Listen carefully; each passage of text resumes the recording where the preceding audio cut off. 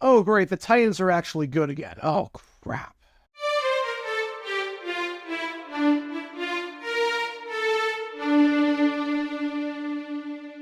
Welcome, everybody, to JG9 News, where we talk all things NFL all the time. I'm Jared Gare, and I'm representing the 904 from the 602. And today, we are talking about these two teams behind me right here, the Kansas City Chiefs and the Tennessee Titans, because while you were sleeping on Friday night, a trade went down that is going to shake the NFL. One of the best quarterbacks in football has left the Chiefs to join the Tennessee Titans. The Titans giving the Chiefs a third-round pick in 2025 and a pick swap in 2024 in the 7th round in exchange for L'Jarius Sneed. We had a feeling that Sneed was going to be on the go for a while now, that the Chiefs would not be able to bring him back and afford him sign to that long-term deal that he wanted. Just too much money involved. Sneed, one of the best cornerbacks in football. 54 starts over the last 4 seasons with the Chiefs. Last season, 2 picks, 14 passes defended. He was incredible. The Chiefs do not win the Super Bowl without him on that defense. He had that critical punch out in the AFC Championship game at the very end on Zay Flowers, where he forced the fumble and pretty much sealed the deal in that one. Sneed is getting $76 million, according to the reports, in his contract. 4 years, $76 million, $19 million per year, and the big one, $55 million in guaranteed money, smashes the previous record held by Denzel Ward at $44.5 million for the most guaranteed money by any cornerback in football history. He smashes that record by about $10 million, over $10 million. The Titans spending a lot of money this free agency period. They got Tony Pollard. They got Calvin Ridley on that $92 million deal. They got Sneed. They got Awuzie. They got some really good players this free agency. Ray Carthen's doing a very good job building that team in Tennessee, unfortunately for me as a Jaguars fan. Now, for the Titans, not really a whole lot to talk about with this trade because they could do it. It makes complete sense as to why they would do it. They have $45 million in cap space before this trade. You're getting one of the best corners in football. He's young. He's only entering his 5th season in the league. You now have a secondary at cornerback with Awuzie and Sneed. That is one of the best in football at corner. And on top of that, you gave up relatively nothing. You gave up a 3rd-round pick in 2025 and a pick swap in round 7 this year. So you gave up nothing. You could afford him, and you got one of the best corners in football. This makes complete sense for the Titans. I want to talk about what this means for the Chiefs because, look, I think the Chiefs have had a very good offseason. They brought just about everyone back. They got a new receiver, getting Hollywood Brown. They upgraded that wide receiving unit compared to what it was at last year, although then again, a wet paper bag would be an upgrade over what they had last year outside of Rashee Rice. But this is the first misfire they made, not because they traded Sneed, because the writing was on the wall for a while that they would not be able to bring back Sneed, they would not be able to afford him, and sign him a long-term deal. I'm just confused as to how they handled this entire situation. I think they got fleeced. I think the Chiefs genuinely got fleeced. Now, again, this has nothing to do with not keeping L'Jarius Sneed, because you had to pay him, and you're not going to be able to pay everyone on this team, and that's okay. Look, Creed Humphrey, he's got a massive contract extension coming up, his low snaps and all. He's still a very good blocker. It's more important to pay Humphrey than Sneed because Humphrey's the one protecting Mahomes, and you need to protect Mahomes at all costs. You got a lot of other free agents coming up for contract extensions and whatnot. You brought back a lot of guys, Chris Jones and whatnot. So I have no problem trading Sneed. I have no problem letting go of Sneed, I should say. Trading him for this, I just don't get it. It's a severe lack of foresight on the Chiefs' part. Think about it like this.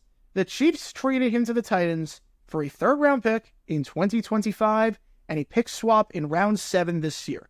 Now, we don't know what the picks are in round 7 because the Titans have 3 7th-round picks. We don't know if they got 221, 227, or 242. The Chiefs have 252. I don't know why no reporter has talked about or has been able to find out which pick the Chiefs are getting as far as this pick swap, because 221 versus 242, that's a pretty big difference. 221 is essentially a 7th-round pick, and 242 is, in essence, an 8th-round pick, if you want to look at it like that, since there are 32 compensatory picks given out per year. But here's the thing.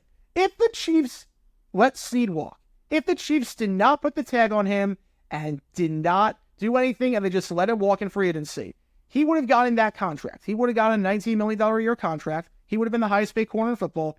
You would have netted a 3rd-round compensatory pick in 2025.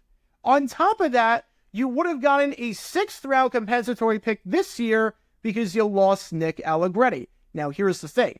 You don't get that pick this year because you signed Hollywood Brown, so they cancel out. But if you sign Hollywood Brown, you let go of Nick Allegretti, and you let Sneed walk, you would have gotten that 6th-round compensatory pick this year. So by letting Sneed walk, you would have gotten that 3rd-round pick in 2025 and a 6th-round pick in 2024.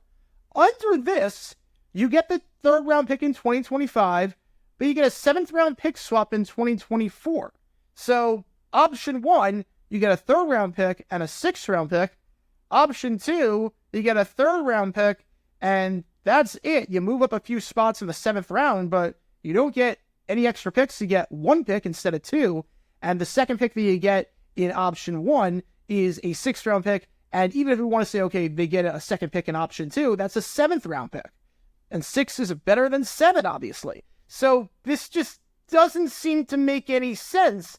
If you knew you weren't going to bring him back, and we all knew they weren't going to bring him back, he was the least likely of the guys that they were going to bring back when they were talking about in the free agency and in the offseason. Okay, the Chiefs will not be able to bring back all their defensive players. They'll have to make some moves because they won't be able to have the money to bring them all back. Sneed's probably the most likely to go. If you knew that, why wouldn't you just let him walk in free agency? It's a bizarre strategy. You let him walk, you get a 3rd-round pick and a 6th-round pick. You get +2 net gains on draft pick. You keep him and you trade to the Titans, you get a 3rd-round pick, you move up a few spots in round 7. One of those is way better than the other. One of those is way better than the other. It's a bizarre strategy. I'll put it like this. Let's say that you need 2 light fixtures in your room, because it's a pretty big room. You need 2 lights, one on each side, one on the left side, one on the right side. You currently have 1 light fixture. Now, a proposal comes in. Option 1, you get a check for $1,000 and you get a light fixture. So you get the $1,000 and you get a light fixture that doesn't count toward the $1,000.